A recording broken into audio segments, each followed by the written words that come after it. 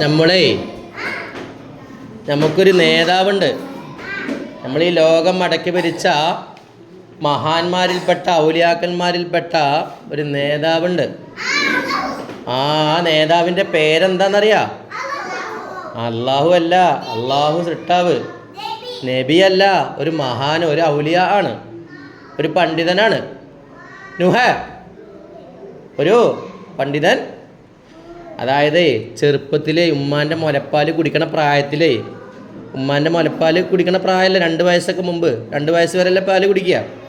ആ സമയത്ത് റമദാൻ മാസം ആയപ്പോഴേ മുലപ്പാൽ കുടിക്കാത്ത ഒരു മോനുണ്ടായിരുന്നു. 2 വയസ്സിൻ്റെ മുമ്പേ മുലകുടി പ്രായത്തിൽ നോമ്പ് നോറ്റ ഒരു മഹാനുണ്ട്. ആ മഹാൻ ആരാന്നറിയാം?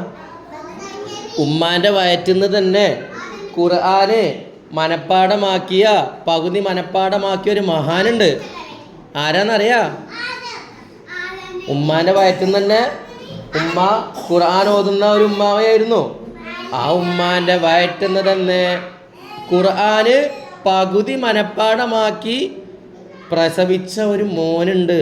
ആ മോൻ ആരാന്നറിയോ? അറിയോ?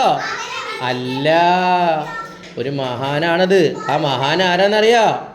ഗൗസുൽ ആലം മുഹ്യിദ്ദീൻ അബ്ദുൽ ഖാദിർ ജീലാനി. ആരാണ്? മുഹ്യിദ്ദീൻ ശൈഖ് റളിയല്ലാഹു അൻഹു. ആരാണ്? അബ്ദുൽ ഖാദിർ. എല്ലാവരും പറ, അബ്ദുൽ ഖാദിർ, അബ്ദുൽ ഖാദിർ ജീലാനി. ഗൗസുൽ ആലം മുഹ്യിദ്ദീൻ.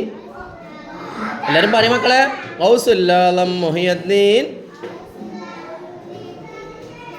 അബ്ദുൽ ഖാദിർ ജീലാനി. മാഷാ അല്ലാഹ്.